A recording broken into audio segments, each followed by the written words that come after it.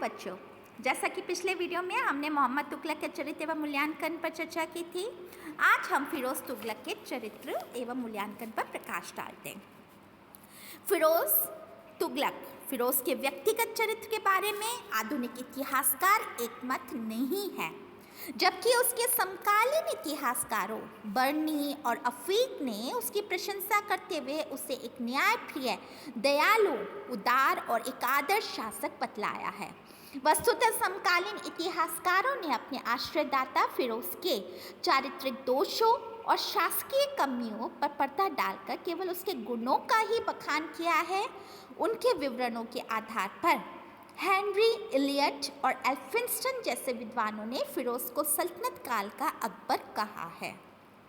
Henry Elliot और एल्फिंस्टन ने क्या कहा है फिरोज को? सल्तनत काल का अकबर। वुल्सले हेग ने भी लिखा है कि अकबर से पहले भारत में मुस्लिम शासन के इतिहास में फिरोज के राज्यकाल के साथ एक अत्यंत उज्जवल युग का अवसान होता है।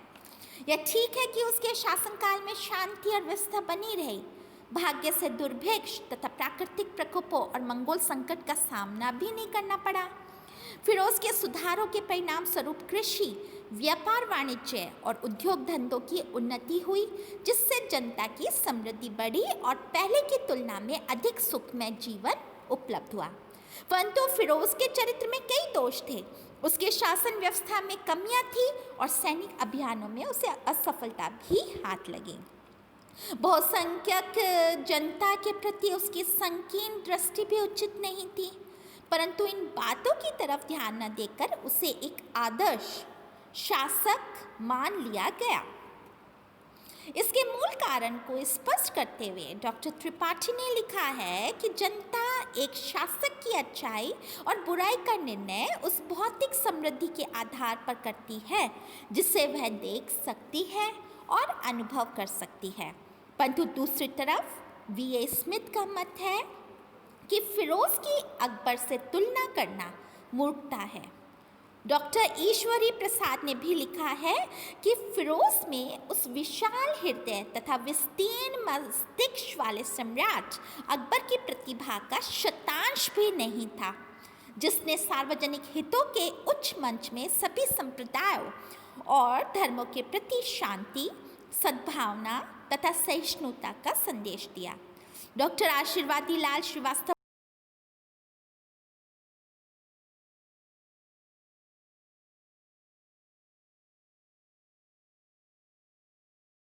सभी लेखक एकमत होकर यह स्वीकार करते हैं कि फिरोज के हृदय में अनेक गुण विद्यमान थे। वह एक सच्चा मुसलमान था और अपने धर्म के नियमों का पालन करता था और अपनी प्रजा का हितैषी था। वह एक दयालु और उदार शासक था और उसने निर्धनों, अनाथों, असहाय लड़कियों तथा विधवाओं की सहायता के लिए बहुत कुछ किया। बेकार लोगों को रोजगार दिलाने की व्यवस्था की और बीमार लोगों की सहायता के लिए चिकित्सालय स्थापित किया। वह एक दानी शासक था और शिक्षा तथा साहित्य की उन्नति के लिए विद्वानों, शिक्षकों, विद्यार्थियों और शिक्षण संस्थाओं को उदारता के साथ धर्मस्व प्रदान किया। उसने सार्वजनिक उपयोगिता के निर्माण कार्य करवाए, कृषि को प्रोत्साहन दिया और व्यापार वाणिज्य की बाधाओं को दूर कर उसे उन्नत करने का प्रयास किया। वस्तुतः फिरोज ने अपनी प्रजा की भौतिक उन्नति के लिए इतने अधिक काम किए कि मोहम्मद तुगलक के समय के कष्टप्रद दिनों को भूल गए। परंतु फिरोज की दयालुता, उदारता, क्षमाशीलता आदि बातें केवल सुन्नी मुसलमानों तक ही सीमित रही। वह अपने आप को केवल मुसलमानों का शासक मानता था।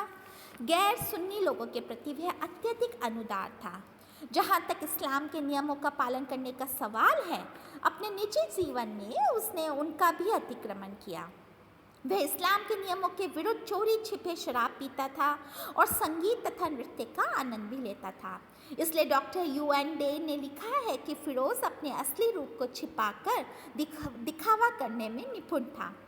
उसने उलेमाओं के प्रभाव में आकर संकीर्ण धर्मांधता का सहारा लेकर अपनी बहुसंख्यक हिंदू प्रजा पर ही नहीं अपितु गैर सुन्नी मुस्लिम लोगों पर भी अत्याचार करने और करवाने में कोई कसर न रखी। राजकीय शक्ति और साधनों की सहायता से हजारों को मौत के घाट उतार दिया गया, हजारों को बलात् मुसलमान बनाया और उनके धार्मिक स्थानों तथा मूर्तियों का विध्वंस किया। जजिया कर का क्षेत्र विस्तृत कर ऐसे व्यक्ति की अकबर के साथ तुलना करना मूर्खता ही है। उसकी धर्मांधता ने तुगलक वंश की जड़ों को खोखला कर दिया। डॉक्टर ईश्वरी प्रसाद ने लिखा है कि फिरोज के सुधार हिंदुओं का विश्वास प्राप्त करने में असफल हुए, जिनकी भावनाएं उसकी धार्मिक असहिष्णुता के कारण कठोर बन गई थी। उन सभी ने मिलकर उस प्रतिक्रिया को जन्म दिया जो उस वंश के लिए घातक सिद्ध हुई, जिसका वह एक अयोग्य प्रतिनिधि था। प्रशासन के क्षेत्र में भी फिरोज को एक सफल शासक मानना भूल होगी। वह अपने शासन में व्याप्त भ्रष्टाचार को समाप्त करने में असफल रहा। भू राजस्व की वसूली को ठेके पर देने की प्रथा को प्रोत्साहन देकर उसने किसानों के शोषण में योगदान दिया। सैनिक सेवा के लिए नकद वेतन के स्थान पर जागीरें देकर उसने सैनिक सेवा को भी वंशानुगत बना दिया। परिणाम स्वरूप सेना अपनी शक्ति और अनुशासन खो बैठी। यही कारण है कि फिरोज एक भी खोए हुए प्रांत को पुनः अपनी अधीनता में न ला सका और न राजपुताना में कुछ कर सका। कुल मिलाकर फिरोज न तो एक उच्च कोटि का आदर्श शासक था और न ही एक सफल शासक। उसकी नीतियों एवं कार्यों ने तुगलक वंश के पतन के बीज बो दिए। उसके शासन व्यवस्था की सफलता का श्रेय भी उसके योग्य वजीरों तथा कुछ अधिकारियों को जाता है। फिरोज ने तो अपने समस्त शासनाधिकार उनको सौंप दिए थे और दासों को एकत्र करना तथा उनकी देखभाल कर पानी की तरह धन बहाना, इस्लाम के प्रसार के नाम पर हिंदुओं का दमन करना इसी में डूबा रहा। उसे एक आदर्श शासक कहने के स्थान पर तुगलक साम्राज्य के पतन के लिए उत्तरदायी ठहराना अधिक न्याय संगत होगा। अब बच्चों हम करते हैं फिरोज की उत्तराधिकारी। 1388 के बाद फिरोज तुगलक की मृत्यु हो गई थी एंड देन 1388 से 1414 ईस्वी में उसके जो उत्तराधिकारी आए तो हम देख सकते हैं बहुत ही वीक सक्सेसर थे एंड देन तुगलक डायनेस्टी का डाउनफॉल हो गया था। तो कौन कौन थे थोड़ा सा हम ब्रीफ नज़र दौड़ाते। फिरोज की इच्छानुसार उसके पौत्र तुगलक शाह को गयासुद्दीन तुगलक द्वितीय की उपाधि के साथ सिंहासन पर बैठा दिया गया। वह अनुभवहीन एवं आराम पसंद नवयुवक था और सुल्तान बनते सुरा सुंदरी में डूबकर शासकीय मर्यादा और आचरण को भी भूल बैठा। उसके पश्चात किसको किया? उसके पौत्र को, जिसका नाम था तुगलक शाह और किस टाइटल से? गयासुद्दीन तुगलक द्वितीय। उसकी हरकतों से तंग आकर अमीरों ने उसे अपदस्थ करके जफर खान के पुत्र अबू बकर को 19 फरवरी 1389 ईस्वी को सुल्तान बना दिया। परंतु फिरोज का पुत्र शाहजादा मोहम्मद, जिसे कुछ अमीरों ने सुल्तान के कहने पर आसानी से खदेड़ दिया था, अपने पिता के सिंहासन को हस्तगत करने के लिए प्रयत्नशील था। उसने 24 अप्रैल 1389 ईस्वी को समाना में अपने आप को दिल्ली का सुल्तान घोषित कर दिया और संयोग से उसे कुछ अमीरों का सहयोग भी मिल गया।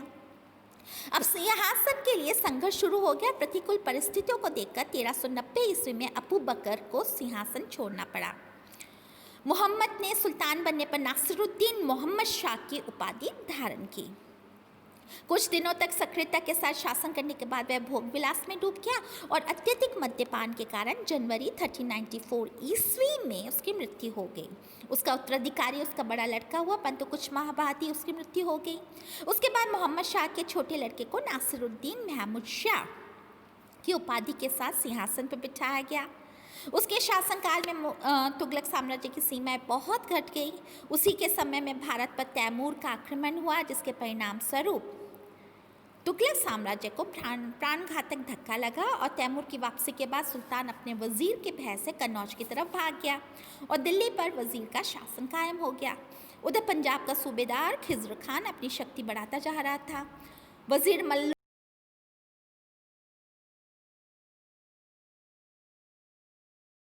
दौलत खान लोधी ने दिल्ली को अपने अधिकार में ले लिया। किसने? अफगान सरदार था दौलत खान लोदी ने दिल्ली को अपने अधिकार में ले लिया और 1412 ईस्वी में सुल्तान महमूद शाह की मृत्यु हो गई और उसके बाद 1414 ईस्वी में खिज़्र खान ने दिल्ली पर अधिकार करके एक नए राजवंश की नींव रखी जो सैयद वंश कहलाया। तो हम देखते हैं बच्चों कि जो वज़ीर था वो अपनी शक्ति बढ़ाता जा रहा था और जो वज़ीर था मल्लू इकबाल ने उसके विरुद्ध सैनिक अभियान किया।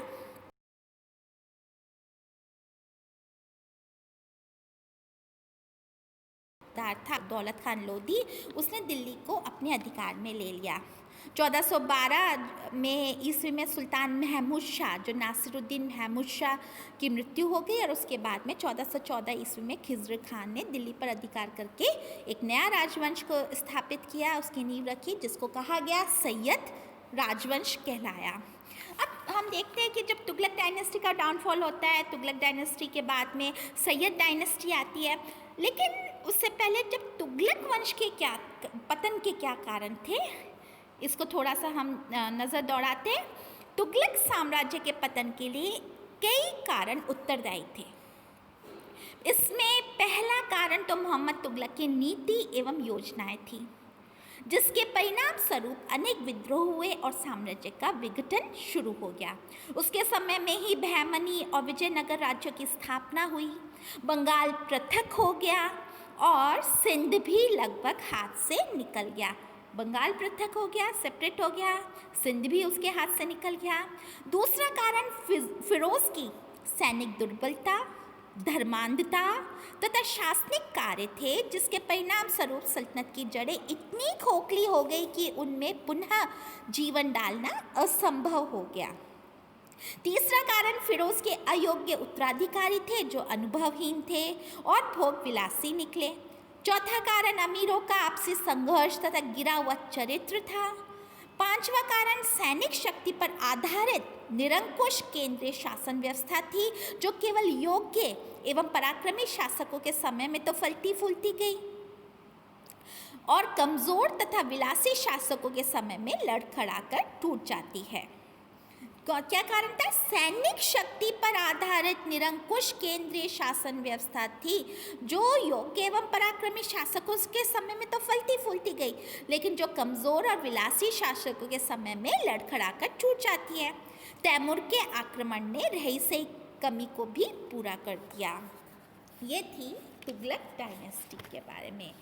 अब हम नेक्स्ट वीडियो में बच्चों प्रांतीय राज्यों का उदय करेंगे, क्योंकि उसी बीच में जब कई प्रांतीय राज्यों का उदय हुआ और कौन कौन से राज्य दिल्ली सल्तनत से सेपरेट हो गए थे, कैसे उन्होंने नींव डाली, ये हम नेक्स्ट वीडियो में देखते हैं।